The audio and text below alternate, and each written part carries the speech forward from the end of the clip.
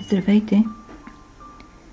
Това видео е за лятна плетка от две пътечки, разположени шахматно. Плете се всяка пътечка в 4 реда и 2 бримки. Започваме. Плетката е на основата на лицева ластична 1 на 1 и ви съветвам в началото да изплетете няколко реда, за да я започнете. Мострата ми е изплетена от прежда памук и акрил и започваме от лицевата страна. Имаме две крайни бримки, след което плетем един ред лицева плетка. От началото до края на реда всички бримки лицево. Втори ред от опаковата страна, две крайни бримки, след което лицева, опакова, лицева, опакова. И така до края на реда. На третия ред образуваме основната фигурка. В плетката сваляме крайната бримка, втората крайна и сплитаме. След което една опакова,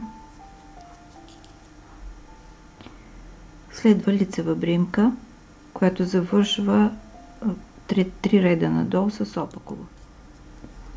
Сваляме бримката, след което 3 реда надолу над опаковата изваждаме една. Следва опакова. Сваляме 3 реда надолу, изваждаме бримка, опакова. Сваляме, изваждаме, опакова. И продължаваме така до края на реда. Четвърти ред от опаковата страна. Две крайни бримки. И по схемата започва опакови бримки. Една опакова, две заедно опакова. Една опакова, две заедно. Една, две заедно. И така до края на реда.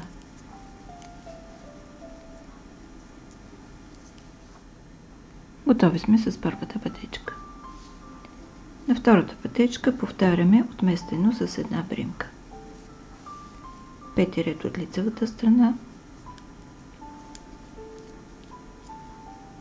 две крайни бримки,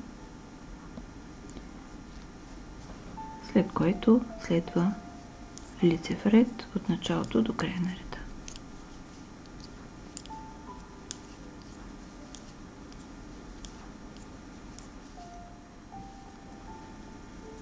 Шести ред. Тук плетем една опакова, една лицева. Една опакова, една лицева.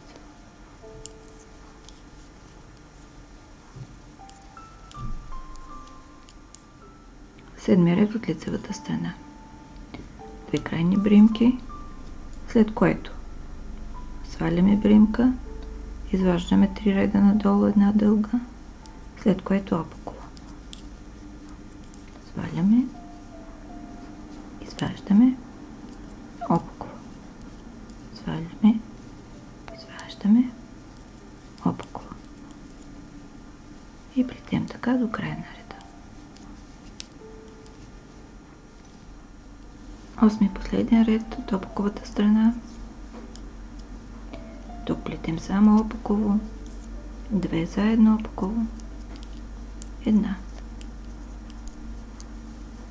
две заедно, една, две заедно, една. Виждате, че в 4 реда единствено по-особено плетене имаме в третия ред и при повтарянето в 7-я, където образуваме тази фигурките в пътечката. Тук е важно да ви кажа, бримката, която изваждате 3 реда надолу, трябва да е достатъчно дълга, за да може да покрие височината на 3 реда. В противен случай този отвор ще се получи много голям. А и когато е дълга бримката, фигурките се получават по-красиви. Тази плетка е за типично лятно приложение за блузки и топове, за наметки и жилетки и ще разкраси всяка ваша дреха. Горещо ви я препоръчвам.